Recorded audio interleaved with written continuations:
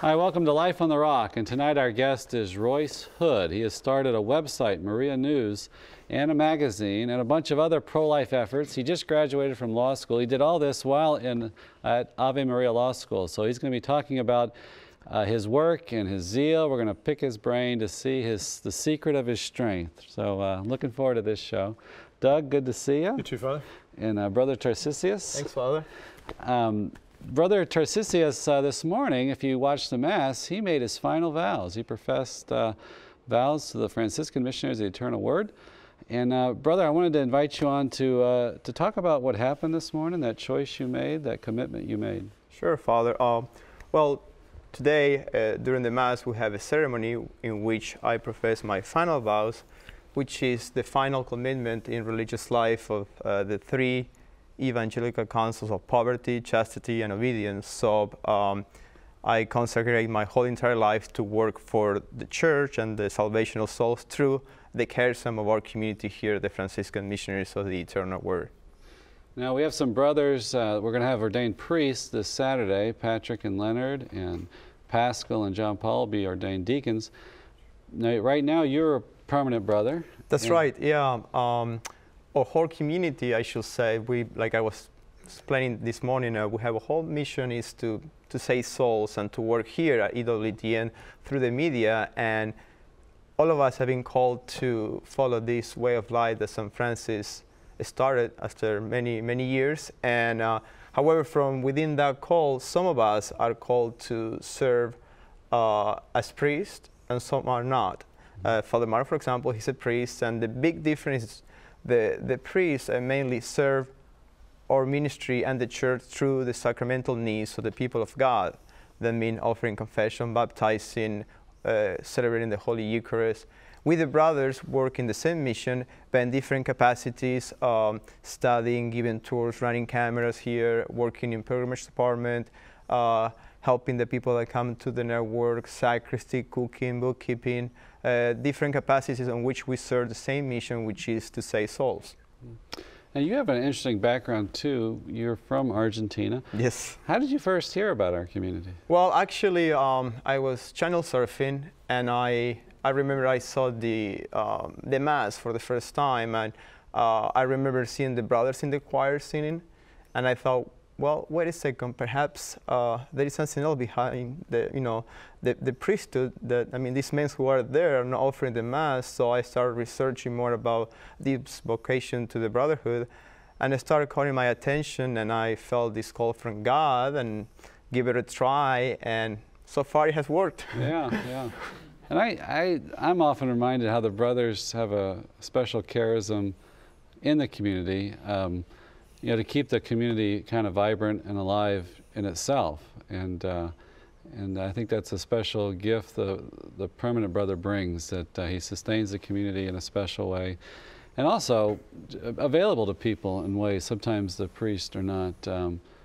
You seem like oftentimes we get pulled away for a function. Right. Yeah. Well, as you all know, there is something that the priest can do which the rest of the people can't, which is to administer the sacraments. However, you're human beings as well, so your needs need to be taken care of. So we help, to run the whole place in the friary, for example, to cook or to clean, administration work, in order to have Father and the rest of the priests more available to offer the sacraments. And there is a joy in serving others in the community, not just only the priests, but all our brothers, which we all live together. So it's a beautiful vocation. Perhaps it's not very well known today, but I think that it's part of God's design. It's like kind of the hidden life. Not that we are monks, but that's the way it's supposed to be. It's a humble calling, because the tasks that we perform perhaps don't call too much attention, but there is a whole meaning behind it, which is very rich.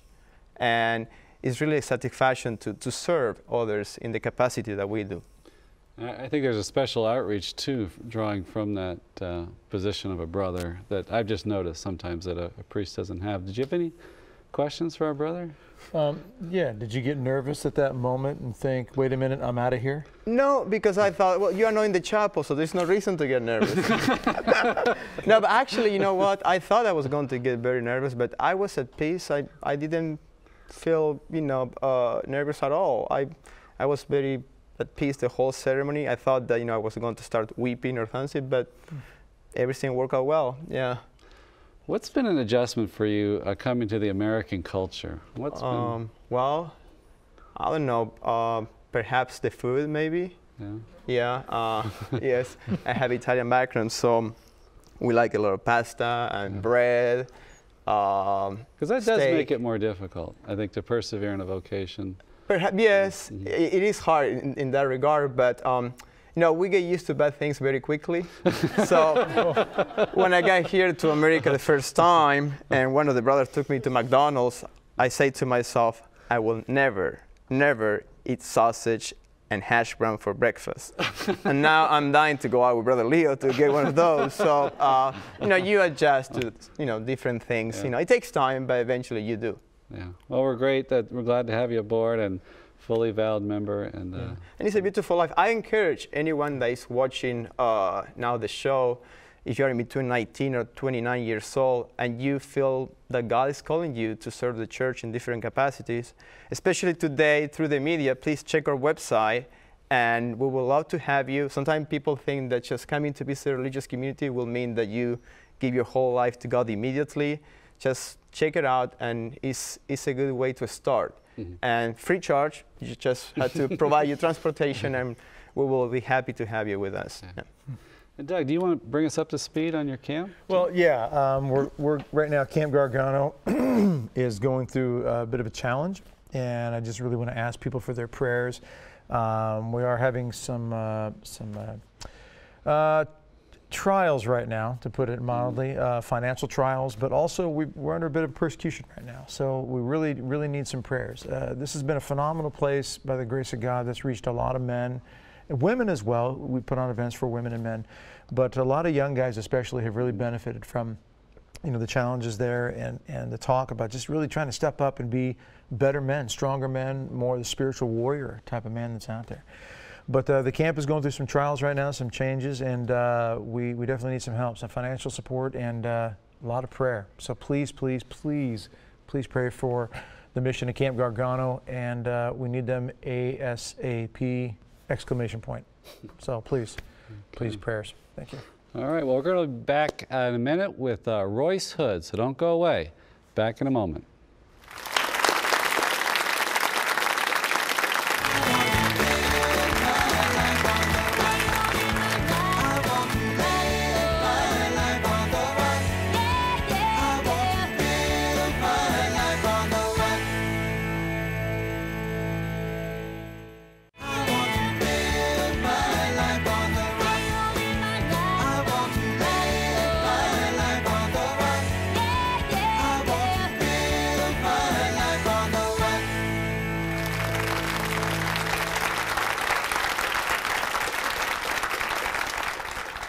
Hi, welcome to Life on the Rock, and tonight our guest is Royce Hood. Welcome. Now, Royce, you just graduated from law school, Ave Maria Law School, right? And when I was so amazed that you have all these pro-life initiatives going on while you're finishing. In fact, right now I think you're studying for the bar, right? Don't you have your bar notes? I've actually brought my 50-page outline on the set, just in case I could, so I could read a little bit in between breaks. I think people, sometimes we don't realize how much work it is. That you were telling me you have to study like 8 to 10 hours a day for this? I have a Professor Governor always says, it's only a lot of reading if you do it. And that's true. But it is. It's about 8 to 10 hours a day in bar prep, taking a course specifically for preparation for the bar. Okay. Well, we've had you on because we've interviewed you at the March for Life in Washington about different pro-life initiatives you have going on. First, let's talk about Maria News. What is that? Okay, so Maria News, I started that really my second semester, my first year of law school.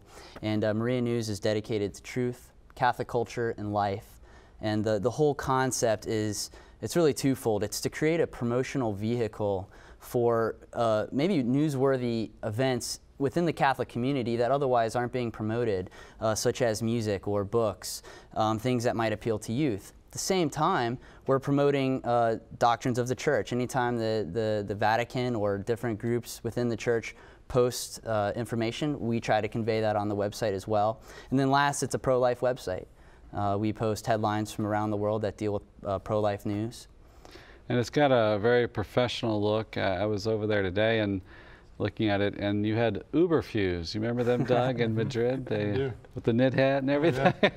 I remember they came out just like a rocket ship, just really charged up the atmosphere. And what are they up to now? You had them on the website for... Right, well, really exciting, actually. So they were just given an opportunity by the Catholic Church in England to write a soundtrack for vocations to religious life. Yeah. So this is a band, young people that are out there doing really great things for the faith, and we thought they deserved to be recognized, so that's why we're promoting them on marianews.com.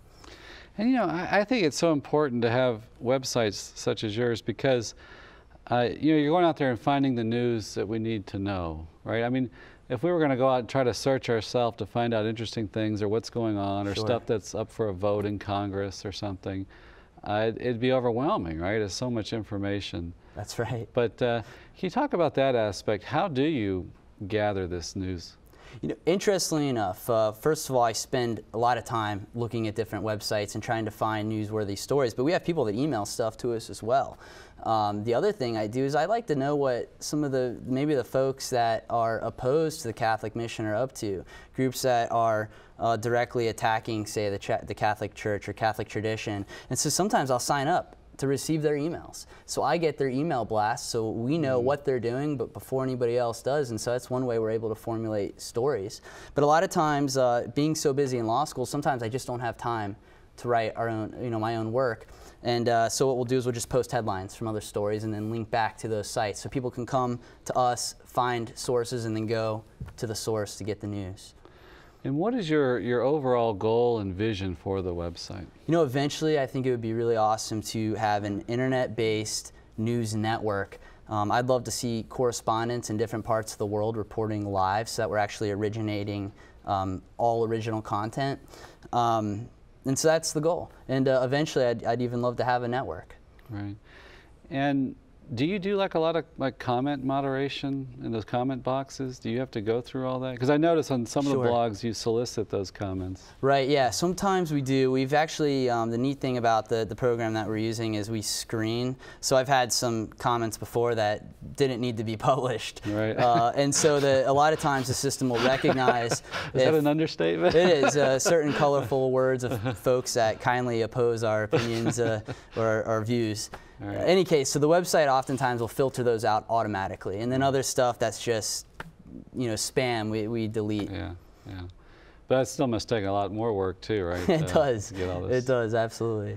So your vision is to, maybe how Doug would put it, like guerrilla warfare on this, to get a lot of people out there sending and working and generating content, because you have a lot of videos too, right? I do, and actually a lot of those videos are things that I've created during my time at law school. And so that was interesting. Right after class I'd run out to an event and videotape and go to class, and then after class I'd edit and try to post by the end of the day, and so it's a lot of work. Right. But generating short clips is really great, but also there are so many people out there, young and old, who have things to say about the Catholic faith, whether it be op-eds or they read about something happening and they want to say something about it. So that's what we're there for, a vehicle for them. Yeah, I think that is such a powerful aspect of the new media, is that you can tap into so much talent.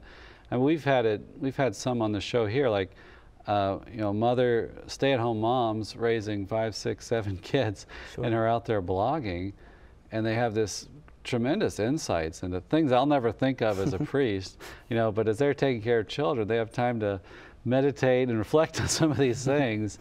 And it's just I feel like you're peering into a cloister sometimes, the cloister of the family. Absolutely. And you've brought in some bloggers, right? You have four 4 or 5. Don't Right, actually, and CatholicDaily.com is another website that I have with my brother Sean, and we've got, I think, about 42 bloggers on there now, a lot of whom are stay-at-home moms, and we also have some retired folks, and we have some young people as well, and so it's really interesting. We have one lady that blogs about homeschooling.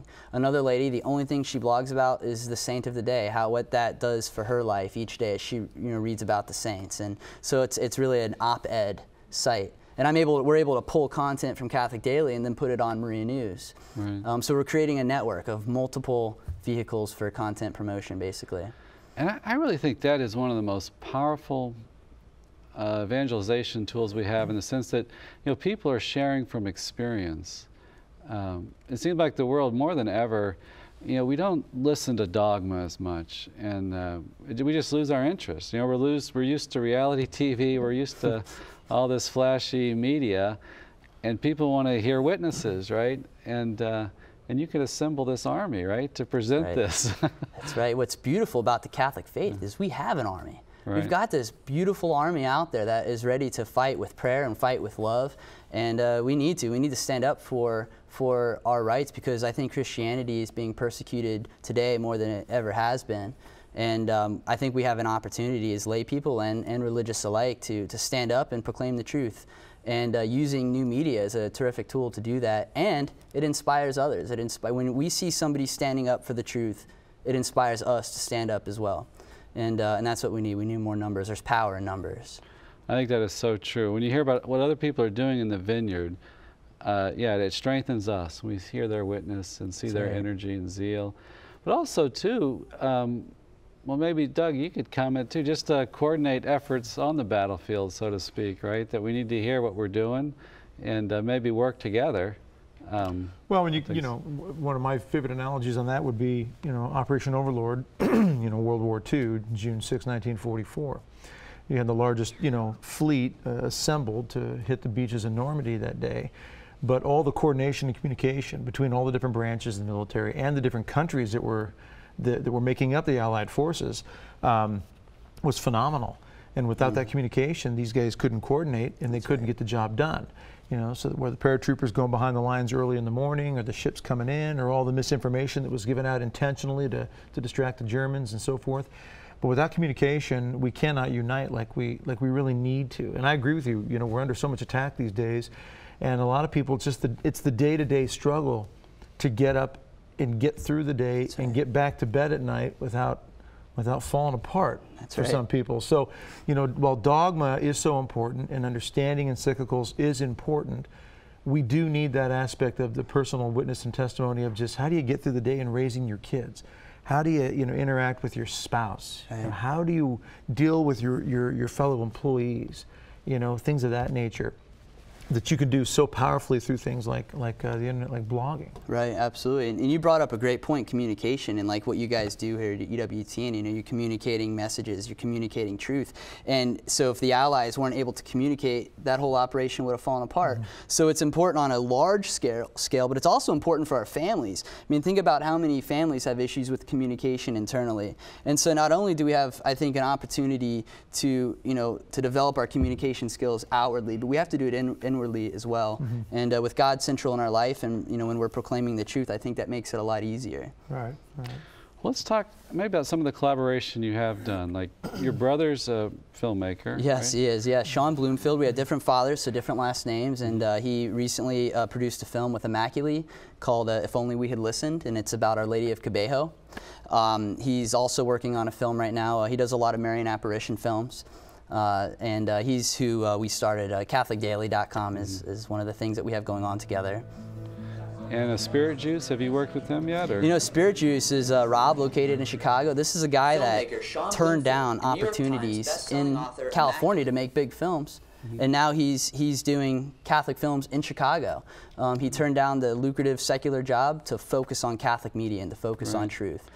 So I'm sure in the future you'll be airing stuff with him. Absolutely, yeah. One of the things that I really want to do is get into Catholic films in a large way. Secular movies, Hollywood, it's not uncommon for them to have $20, $50, $100 million budgets for films. A lot of Catholic films are lucky if they have a $50,000 budget. And so we need to compete with them on a level of quality and scale that we're able to reach the masses just as they're able to. And what's great is there's a lot of really, really talented people out there with content ready to go. What we've got to do is pull together the funding. And that army that's out there that you mentioned earlier has the capability to pull that funding together. Right. And so yeah, absolutely. Catholic film is huge, and it's definitely an area that we want to focus on in the future. And another outreach you have to try to coordinate things is the Law of Life Summit. Can you talk about that? Sure. So the Law of Life Summit was spawned. I started attending the March for Life when I started law school 3 years ago. And I noticed it was beautiful. All these people, hundreds of thousands of people all together for life. All these different groups. But after the march, everybody goes back to their areas within the country, and they're each working on their own project. And so the idea behind the Law of Life Summit is, can we bring these folks together to create sort of a unified voice? Maybe it's just one goal that we all agree that we're going to try to accomplish. Everybody works on their own projects, but here's one thing we're going to try to do. And really the whole idea is to create a message, unity, strength. The pro-choice movement is very strong. They're very united. War on women, for instance, is a phrase that you hear all over the place. That didn't exist 20 years ago. Where did that come from? And so what we need to do is we need to be able to answer the different things that the other side is doing. And the way we do that is through communication, like you mentioned. Right. The Law of Life Summit meets twice a year, and we'll be doing the third one in January this year as well. And you met at the National Press Club, right? Right, yeah, we did. We met at the National Press Club. We had Nellie Gray from the March for Life, John Henry Weston from LifeSite News, Kristen Hawkins from Students for Life, whole slew of other wonderful pro-life leaders and students. The idea is pro-life leaders, students coming together to create goals, measurable and achievable goals that we can accomplish in a one-year period. And we've met twice so far. We had Bobby Schindler and the Schindler family down for the Terry Schiavo anniversary in Florida. That was our second summit. And so the third summit will be in DC again. And I'm glad to say I'm actually working with Nellie Gray and the March for Life, as well as Dana Cody from Life Legal Defense Fund, to put that event together. And we'll have more on that soon. Was that difficult to be at the National Press? I mean, usually they're kind of a liberal. You know, the law school has used the National Press Club for a few years in a row for their alumni reception. So we already had a facility planned. It's from a standpoint of galvanizing the media, it's a really great venue.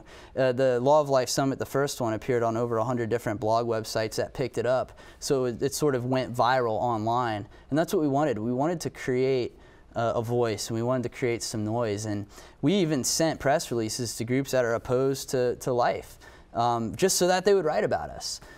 Sometimes it's better to be talked about than not be talked about.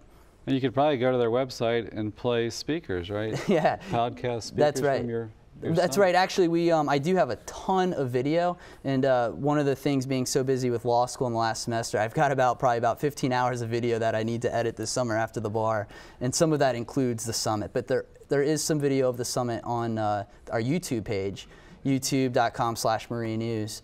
You could edit that after midnight, before 6. You're not doing anything there, right? Usually 6 a.m. is, yeah. Well, we're going to take a quick break. We'll be back with Royce Hood, so don't go away.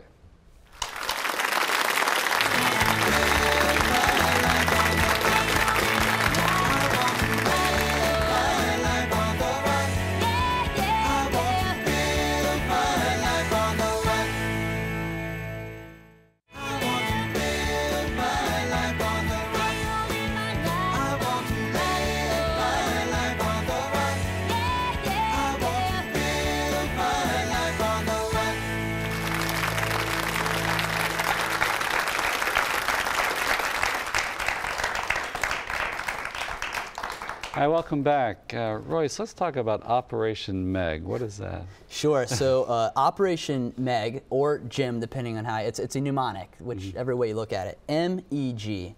And M stands for media, E stands for education, and G stands for government. And the idea is, if you look at the media right now, it's promoting vice over virtue. If you look at education, our kids are being taught about untraditional family structures. Prayer has been removed from basically all public institutions of education. You look at our government, we're passing laws that are frankly immoral. And so what MEG is, it's a 20-year, 30-year plan. It's a plan that I think that we can reinstitute some of these institutions to promote virtue over vice. By creating media and promoting media outlets, whether it's film, EWTN, books, camps, by promoting things like this, we create a culture. through education, by supporting Catholic education, education that proclaims the truth, we create a culture. With these two things combined, we're going to educate people through the social teachings of the church and through virtue, and we can impact the government. We can get people elected to office that are going to pass moral laws. Right. And I think the good news, one, it's true. Of course, this is the good, the true, the beautiful we're trying to promote. But also families want that. I mean, family films are making a comeback. They are making more money. And I say this a lot. I mean, I see it all the time. Like a guy gets married, starts having some kids, and all of a sudden he cares what's going on in the neighborhood. You know, he cares that his son or daughter has to go to the bus stop to ride the school. He cares what's going to happen between his front door and school and what happens in school. So families want a better culture for sure. That's right. Right? So we want to help and support them. And you talk about an interesting vision of Padre Pio in regards to that. You had a vision of Padre Pio? No, I didn't. He speaks about a vision. Oh, okay. I was hoping for it. I would love it. You know, if I had a vision of Padre Pio, that'd be wonderful. Bilocation, something else I wouldn't mind being able to do, but that's probably not in the works at this point. Yeah, exactly. But yeah, I was told a story some time ago, and I don't know which book it came out of, but Padre Pio was essentially one night being harassed by evil, like happened so many different times, and it was revealed to him through one of his attacks that the West, the American culture, would be brought down largely in three ways: through Hollywood, through education, and through the government. Not long before that, the United States had defeated the Nazis in World War II. Hollywood was making movies like Ben-Hur and the Ten Commandments. Education, you could get paddled if you did something stupid. So we had virtuous, things happening in all these institutions. You look at it today, it's not hard to imagine. All these institutions are promoting a world that is just wildly upside down and out of control. And what's sad is it sucks all of us in. It had sucked me in for a while. There was a couple years where I watched MTV every day, and I was influenced negatively by a lot of the different programming and other programs as well. You know, along those lines, I mean, that's the very reason, I started even Camp Gargano, was to try to wake something up, because with everything you're describing there, and we've seen things unfold. By the way, you mentioned two of my favorite movies ever, Ben-Hur and the Ten Commandments.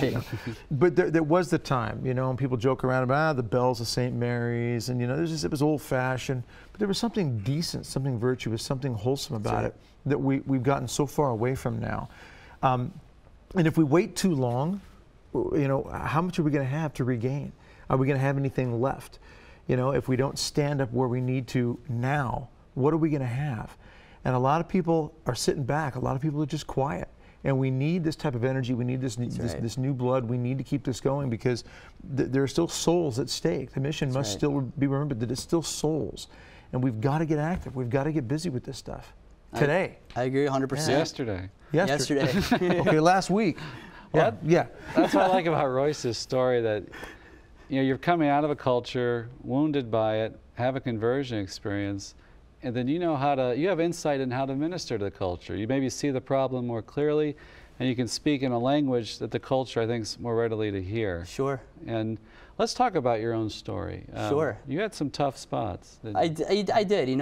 My life has been truly wonderful and such a blessing. I've been surrounded by a lot of people that care about me, but it's also been difficult in a lot of respects. What's interesting is for some time I didn't have any idea how difficult it really was. And the more I grew in my faith, I realized, wow, I was so far away from what was truly good. And I was born out of wedlock. I never had the privilege of knowing my biological father when I was young. My mother and I, when I was young, were really poor. There were nights where we'd eat peanut butter and jelly sandwiches, and that was it. When I was 4, my mom married Walton Hood. He adopted me as my dad, and he's my dad. That marriage would last for approximately 9 years. When I was 13, right about the time I was entering puberty, and high school was a really awkward phase, this divorce was going on. And so I went from having this beautiful traditional, family structure to, it was over. And, it's all part of life. And what's interesting is all these different experiences I've had have made me who I am today. And so in a sense, maybe some of it was a blessing, preparing me. If I hadn't experienced all the things I've experienced, I wouldn't be able to go out and talk about it. I wouldn't be able to be a witness for it. And so I understand people at all different levels. I understand folks that come from a traditional family. I understand folks who don't come from a traditional family. Any case, I can see the blessing in your work ethic. I mean, you had to get out there and start working. Yeah. When you were a teenager, worked in restaurants, worked really hard, and you're applying that, you know, that discipline you have in your life now. I mean, just talking to you earlier, you were telling me about goals, 30-year goals, and I never thought about a 30-year goal. He's 29 talking about a 30-year goal. But tell us about that part of it. What did you learn from that? You know, it's I have a 30-year goal. Let's call a mortgage. You know, pay it off. No. Well, now that I graduated law school, my new one will be paying off my law school loans. But the loans, yeah. But you know, I started working at restaurants when I was 13. I had to ride my bike 2 miles to wash dishes, and I did that so I could, you know, buy things that I wanted. And it's interesting because I learned how to work hard and work fast and work under pressure. But I think we've got to make goals. A lot of the United States, a lot of times our culture, we base success on the day. What did the stock market do today? How did our team do today? We don't pay attention to a year, 5, 10, 20 years. And that's where we're losing. If we set goals as a Catholic culture, as a pro-life culture, and say in the next 20 years, what are we going to accomplish? Right. And start working towards those goals, we can do things as a culture. We can change our culture. And you know, I was kind of curious too, just about your approach on how to. You got all these initiatives and you're trying to organize things, and you talked about whiteboards, magic markers. I was expecting like a lot of software or Evernote or something. Sure. Yeah, one of my rooms in my little apartment is just filled with giant whiteboards, and I am constantly writing notes and writing. Every morning I look up and I've got my goals for the day and my goals for the week, and I check them off. Sometimes I have to erase them or I just X them out. Right. But you even take pictures of your whiteboard. I do, and sometimes I run out of room on my whiteboard and I have to take pictures and erase so I can put new stuff on it. Sure. Well, what happened? You. I'm starting to worry about you. Well, I have spent the last 3 years in law school. I'm imagining this guy in this room and boards are all over, and your hair coming out, and oh, that's me. And but you're engaged to be married too. I am. Does she know about this whiteboard fanaticism? I thought you were going to say, does she know about the engagement? Well, you said Operation Meg. I thought maybe that was her name. No, that's why I say. She was on a whiteboard project for you or something, is it? It's, you know, in law school I learned to use mnemonics, so Meg, I'm not, it was the simplest thing I could come up with, but Elise, I started chasing around at orientation, and it took her a while to get used to the fact that I wasn't going to leave her alone, and finally she agreed to go out with me, and actually she's one of the main reasons why I started doing a lot of pro-life work. She was every single weekend out at Planned Parenthood, and so I started going too. I wanted to be there with her. I didn't want anybody else talking to her. And I realized pretty quickly. Oh, there's love for you. I had to keep her busy, but so I understand. That's the man winning the heart of the woman. That's right. He's out there defending her, protecting her, and keeping all the other wolves at bay. And if you got to make it look like you actually care about babies, that's good too. Well, and the truth is, I was always pro-life, and after I met Elise and started participating in these weekly vigils, something happened in me. Watching these women and these men go into the abortion clinic and watching them come out, sometimes just in tears, it completely did something to me where I said, you know what, I'm no longer just pro-life. I am pro-life, capital letters all the way across the board. And this is something I feel like I want to do something about. We've got to shut these places down. There's no reason why this should exist in a culture that, you know, that it shouldn't exist. This is a culture of freedom. It really touched your heart to see the women and see their difficult circumstances, to realize, you know, most women aren't choosing this. They feel like they have no choice, right? That's right? Well, I understand, because my mother, who's been one of my biggest inspirations in my life, we've been through so much together. She's just one of my best friends. You know, there was a period in time where she was single, pregnant, and she was struggling. She didn't know what to do. And she was told by a nurse to go to Planned Parenthood with me and just get rid of the problem. And God bless her. There are so many women out there that have to deal with this. And it brings tears to your heart, just, you know, to your eyes, thinking about what they've had to suffer through. And so I think if we're going to be out there saying, don't go in that door, we also have to, at the same time, saying, here's something else you can do. And that's why I think supporting maternity homes, supporting adoption services is so critical to pro-life ministry, because we can't say, don't do that, and there's no solution. We've got to offer solutions that make more sense. Right. And you yourself, you've volunteered, right, at maternity house? I've done what I can for, there's a really beautiful, wonderful group in Naples called Sunlight Home. And it's a home for battered women, home for women that have had trouble and that are pregnant. And most of these young girls go in there and they get education, they get taught simple things like how to cook, how to clean, and things that they might not have ever been exposed to. But they're also taught how to fill out a job application, how to fill out a college application. And then they're able to give birth, and they're provided with the means that they need to care and have that child. And a lot of times these women choose to give that child up for adoption. And it's really a beautiful thing. And I've met some of these girls, and they're just amazing. They're heroes, every single one of them. The things these women have been through, and what this place is doing. And there's places like this all over the country. And this place takes no government money because it's a faith-based organization. Every morning starts off with prayer. Every night ends with prayer. And there's places like this all over the country that need support. And frankly, they're being persecuted all over the country as well.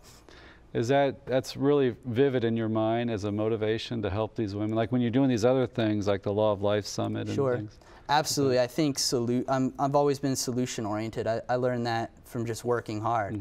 If you're going to say no, what are you going to offer in an alternative? And a lot of times, I think we can easily lose sight of that. We just want everybody so badly. We want to hug every single one of those girls going in there and say, please don't do it. We have to be prepared to say, here's how we're going to help you. This reminds me of a quick story. I met a guy in confession, of all things. We were in line at confession, and he said, I want to tell you a quick story. 21 years ago, I was at a clinic in abortion praying, and this girl went in, and I said, please don't go in for your abortion. And the girl said, well, what am I going to do? Are you going to adopt my child? And he said, you know what? Yes, I'm going to adopt your child. Long story short, and he said, I want to show you something. As we were standing in line for a confession, he pointed to the back. There's my 21-year-old daughter that I adopted 21 years ago, and she's engaged to be married. Wow. And think about the courage. He said when he went home, his wife said, what? But she accepted it. Yeah. And there's stories like that where people do amazing things to save a life, and that's beautiful. And you know what, we are all much more capable of doing those types of things than we realize. Yeah. And it's very easy to curse the darkness and not be a source of the light, and we have to be a source of the light too. Along with the lines of pointing out what's wrong with the culture. We've got to get in there and do the things you're doing to let people know that we can be part of that solution that can we don't have to save the whole world. That's right. We just work in the corner that God put us. That's right. And a lot of good can come out of that. That's right. Amen. Yeah. So how many are you adopting then? You know what? I do have every intention of adopting one day if my future wife will permit it, and I think she will. Of course, I want to have children of my own, but Walton adopted me and he became my dad, and gave me that father that I might not have otherwise had, and he's loved me, and I'm his only son, and it's been really wonderful. And so I want to give that back one day. I want to pay it forward, and I think it'll be a beautiful opportunity. I plan on doing it. If God wills it, it'll happen. Well, we're going to take a quick break. We'll be back with Royce Hood.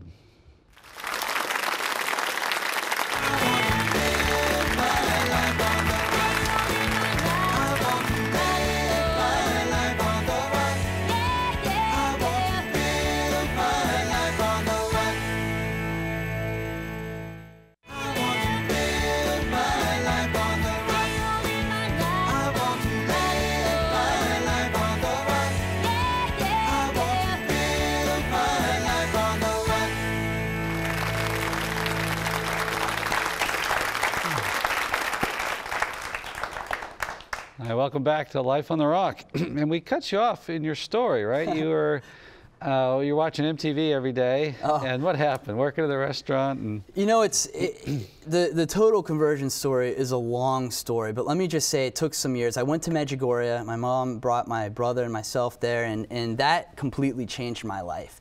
But it took some time, really, for the authenticity of my faith to take hold, if that makes sense. I started realizing how beautiful the Catholic Church was, and started realizing how much of the way I was living my life was not in line with the teachings of the church. And years go by. I'm attending church more often. I'm getting to realize, You're 29. I'm 29 now, right?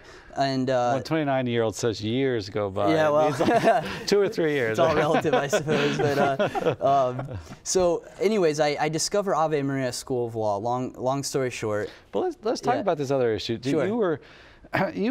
Some of your teachers didn't encourage you, right? You were. Oh, right. Yeah, actually, so I was. When I was younger, I was diagnosed with ADD, and I was placed in special classes. I was basically told, you're probably not going to do well in these other classes, so we're going to stick you over here. That explains the whiteboard. Well, that's the whiteboard, yeah. Real quick, if we're gonna talk about an ADD thing. If we're gonna talk about the whiteboard, I think it's fair to mention that Father tried to throw some coffee on me earlier. And, almost got you. Almost, but yeah, right before he offered me coffee. But any case. So your teachers didn't have confidence in your promise. I struggled through the public school system that I was in. I struggled because I was basically led to believe that, maybe I wasn't as capable of the other students. In my heart, I felt, I'm just as capable, if not more capable than them. I like to look out the window. I like to draw. I like to daydream. And really, somebody said something funny to me once. They said, who are you more worried about? The 6-year-old that's looking out the window daydreaming, or the 6-year-old that's really paying closely attention to math problems? What's more scary?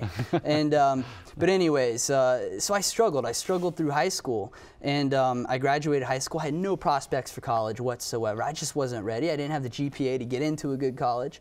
And years go by, I started working. I did some nonprofit work, got into real estate, was working in restaurants, and I started taking one class at a time. I was getting A's. This is crazy. I barely passed high school and I'm getting A's, and so I started taking 2 and 3 classes. Then I'm taking 6 and 7 classes, more classes than most students. I graduated with like a 3.6 GPA from Northwood University in West Palm. And then selling $3 million worth of real estate? I sold $3 million of real estate while I was a full-time college student. I had to help. Some days, there were some semesters where I did not know how I was going to pay for my books. And I'd sell a house right before I had to buy them. You're doing everything. You rode in a motorcycle gang too for a while. I was in it now. That was it. No, that was not me. But you applied to Ave Maria Law School? I applied to several law schools and several secular law schools. And when I visited Ave Maria School of Law, I was so impressed by the fact that this was an authentic Catholic institution where I could be pro-life, I could be Catholic, and not hide it. And so much of the time, growing up in public schools and even going to college, I had to hide the fact that I was a conservative. I had to hide the fact that I was a Catholic or a Christian or pro-life. People didn't respect that. And at Ave Maria, I was encouraged to talk about that. And what's great is there's people at that school that are from all different faiths. It's not just Catholic, but it's a community that respects each other and shares, admiration for each other's faiths and helps support each other. Ave Maria School of Law, without question, it changed my life. The people I met there were some of the best people I've ever known in my life. And some of the professors and the friends I've made are people that I hope to stay in touch with the rest of my life. Right. So you just graduated. Just graduated. And you've got a job lined up, right? I do, actually. So most law students go to work at a law firm, and they might be Catholics, in the morning when they go to Mass, if they go to Mass, and they might be Catholics on the weekend. But when they're at that law firm, they're lawyers. That's it. I had the privilege and the honor of working with Michael Sherrill at Immaculata Law Firm in Chicago last summer as an intern. And it's a firm where I could be Catholic. I could be pro-life. I could leave, and go to Mass at the Franciscan Mission, right, behind our office building. And so it was a place where I was able to embrace my faith and wasn't afraid to be who I am. And I've been offered an opportunity to work there in the fall. And Michael and Immaculata they raise money for churches, for nonprofit organizations that are pro-life and Catholic. And so I'm looking forward to working with them. And that's part of my conversion story as well. Yeah. Finding people that it's okay to be who you are, and you can actually do that professionally. It's pretty amazing. I think that's a big theme we hear tonight about, sometimes different professions can appear so tainted, but we're talking about being in the media, being a filmmaker, being a blogger, having these websites, being a lawyer. You can bring your Catholic faith into that, and there's people out there doing great work in these fields. That's right. And all these things are related. It seems like I'm doing a bunch of different things, pro-life work, working with the March, and doing stuff with Marie News and Immaculata Law Firm, but it's all related. It's all part of that MEG, media, education, government. I really feel like I'm here to work, and I want to make an impact on this culture. And I think it's possible. I think all of us have that opportunity. You're very driven to want to improve the culture, change the culture, baptize it, or bring Christ to it. What do you see as being, a young person? You've worked in the culture. You've been to school at a secular school, not Ave Maria, but you went to Florida. Northwood University. Northwood University. What do you see out there? What's the challenges young people have? What I see out there is a lot of people suffering the way that I suffered before I discovered how important faith was to be central in your life. What I see is a lot of people making some of the decisions I made that were wrong. And I see people making decisions that I didn't make, that I saw other people made. I want people to do well and to, imagine if to flourish. To flourish, that's right. And when God and faith is central in our life, and when we respect the dignity of the family and the dignity of life, our culture is a dignity-based culture. Right. And right now we don't have that. We have a culture that is promoting all the things that are wrong and all the things that we feel in our hearts are instinctively against natural law that's written on all of our hearts. And I wonder sometimes, I hear people saying things in the media that is just so completely wrong.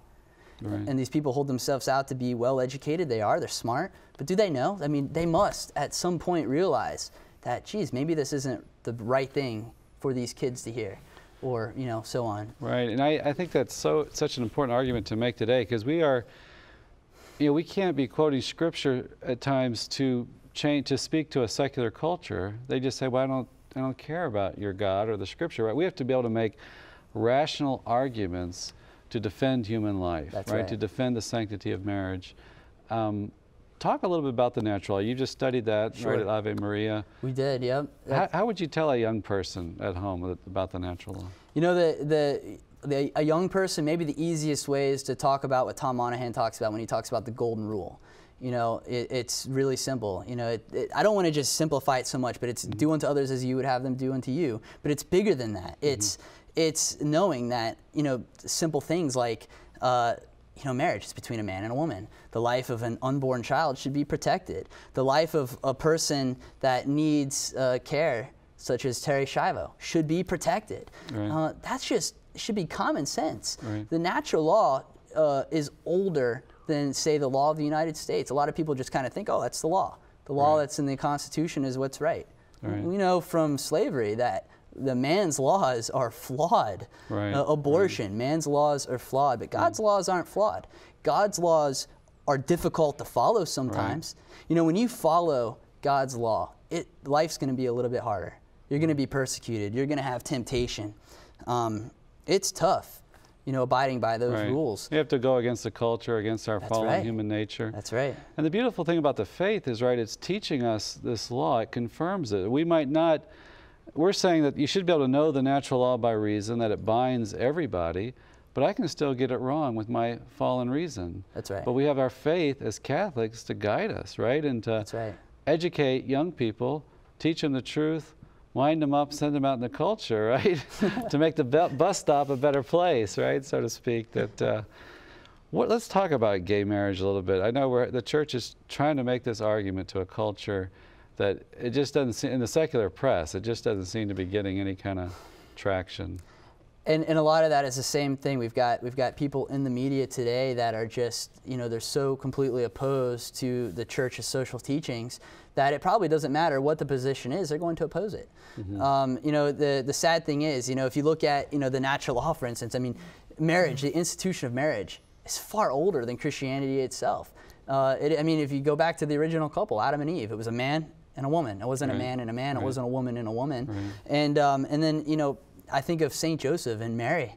What a sort of the most perfect couple that you can imagine that, dealt with an unplanned pregnancy even. But then you get into gay marriage today. It's unbelievable. It's almost as if all the institutions of tradition based on our faith are being attacked. And we see it all the time in the media. We see it in school.